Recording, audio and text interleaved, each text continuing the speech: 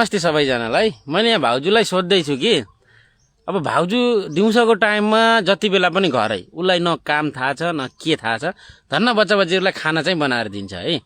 त्यही भएर मैले भाउजूलाई सोध्दैछु का किर्जा टाटा आपा का टाटा आपा काम केही पनि छैन अरे।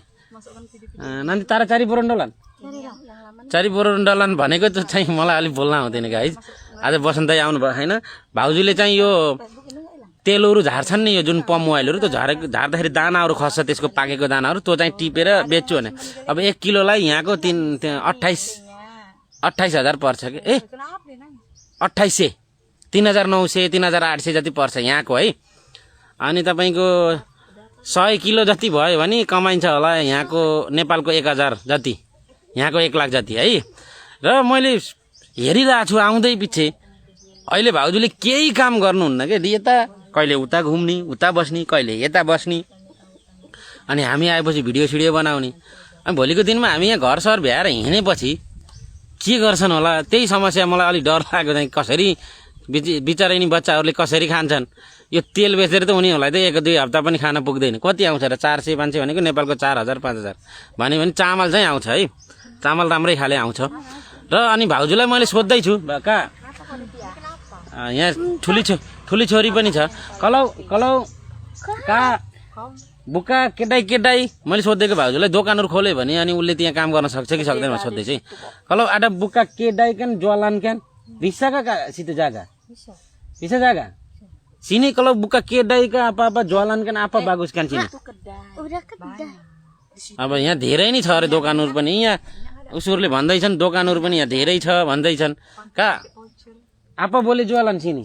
Minyak aja, kalau minyak kan biarpun rame kan. Minyak apa? Bensin kereta. तेल बेच्दाखेरि फाइदा हुन्छ, गाडीहरूको तेल हुन्छ। अनि लागि itu dari mana ambil itu? Ini aku buat video tapi sibuk. Itu dari mana ambil itu minyak? Ada orang antar kemari. Satu gerigin besar. Kalau satu hari jualan Bapak ada untuk situ, ada untuk kah? Lumayan lo kawanku aja jual minyak kok. Tengoklah nanti. Cari makanan punya। मैले भनेछु अब यो घर सकेर भ्याएपछि त हामी जान्छौँ, कहाँ हुन्छौँ थाहा हुँदैन। अब केही रह्यो भने, पैसाहरू रह्यो बच्यो भने अनि यसो व्यवसाय, सानोतिनो व्यवसायहरू केही तेल बेच्न कि अब यहाँ खानासाना दोकान सोकान रासन दोकान चल्दैन अरे यहाँ, त्यही गरौँला भनेको। अनि बिसा का सिधो जागा बिसा भन्छ खै हुन्छ मैले गर्छु भन्छ के। अनि kalau ada jualan minyak apakah ada tolong sama mama, jangan keluar langsung jangan keluar।